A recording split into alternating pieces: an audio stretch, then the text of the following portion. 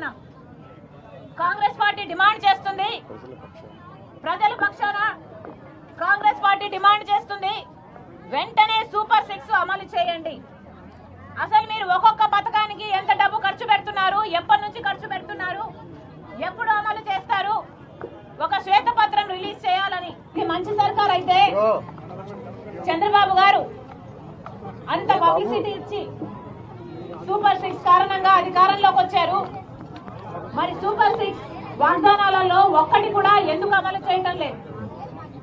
మరి ఇది మంచి ప్రభుత్వమా లేక ముంచే ప్రభుత్వమా? చంద్రబాబు గారు, కూటమి సర్కారు సమాధానం చెప్పాలి.